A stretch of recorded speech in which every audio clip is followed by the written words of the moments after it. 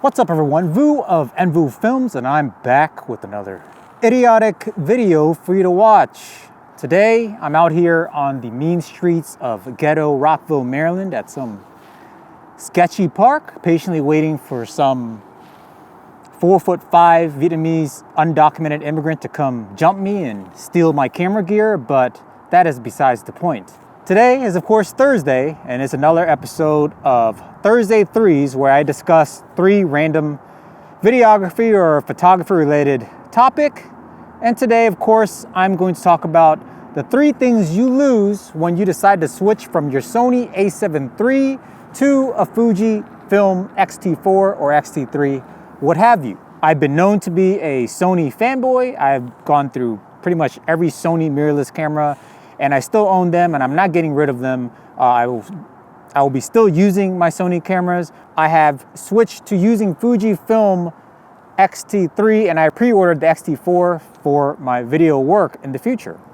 The reason is obviously 4K 60 10-bit, 4K 24 10-bit, and those are the obvious things you gain when you switch over to the Fuji system compared to using the Sony system.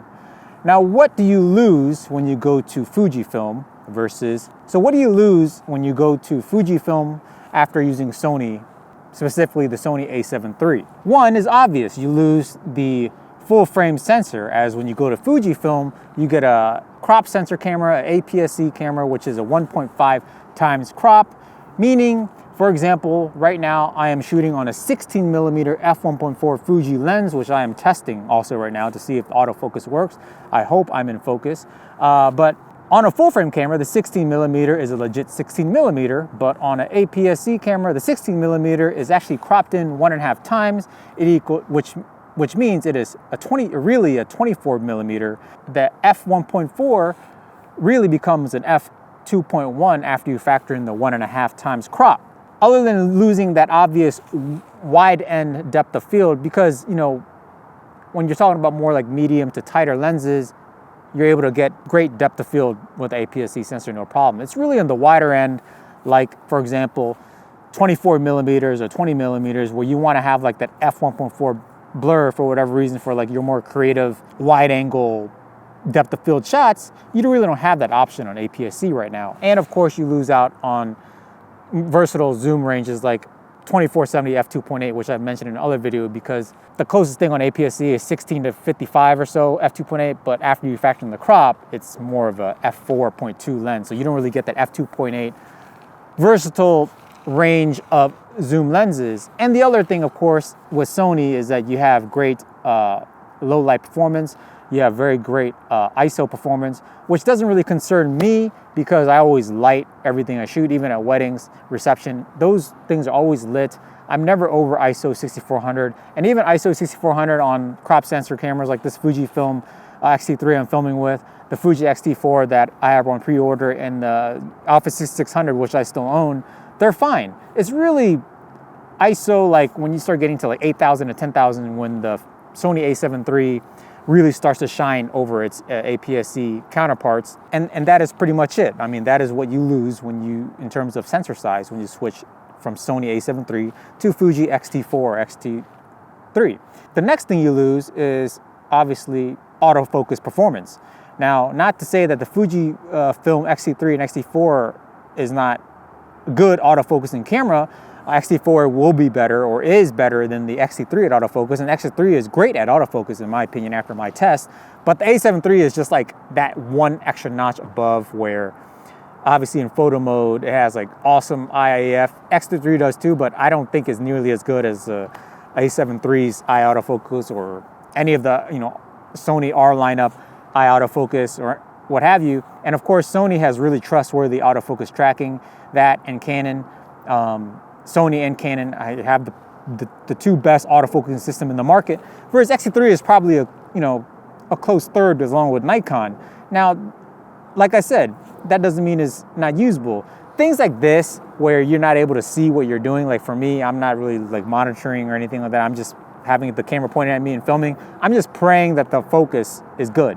Now, with Sony, I would never have a problem. With Fuji, I'm not sure. And that's for just that very small population of people who shoot videos like this, like YouTubers, you know what I mean? So But obviously when you're shooting, if you're the one behind the camera and you're using autofocus, the XT3, there's like, I find no issues with it.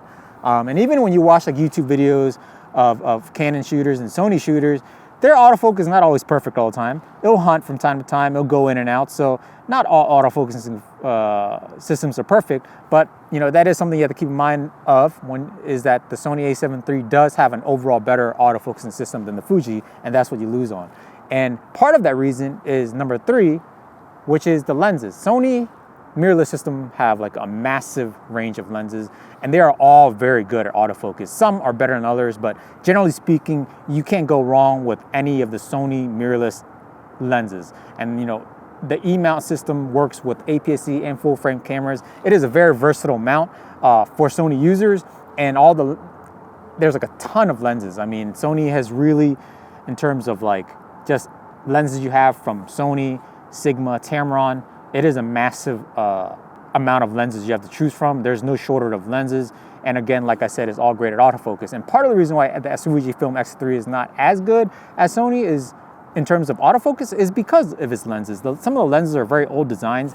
The motors make a lot of noise. Like it's not, I don't know the exact engineering or science of it, but their lenses just aren't as good.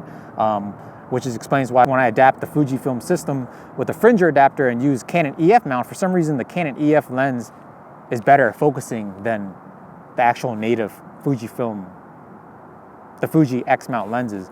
And I have no idea what that is, but obviously there's a limitation with what Fujifilm has produced with this lens lineup in terms of autofocus features. So to wrap up, right, you lose out on sensor size, you lose out on autofocus performance, and you lose out on the massive lens lineup that Sony has compared to Fuji and the new technology in those lenses. So if you could get past that, the Fujifilm system, especially with the new Fujifilm XT4 with this incredible IBIS performance, which the IBIS system, which is a lot better than the Sony's IBIS, which of course with 4K 10-bit, 4K 60 10-bit, all internally 420. If you're able to trade off those 3 losses, I think you would love using the Fuji XT4 and XT3 for your video work and your photo work, but more so on the video side. So yeah, that's it for today. If you like this content, every Thursday I do, you know, a 3 topics Thursday. So if you like this kind of thing, please like and subscribe. And until next time, lighten up.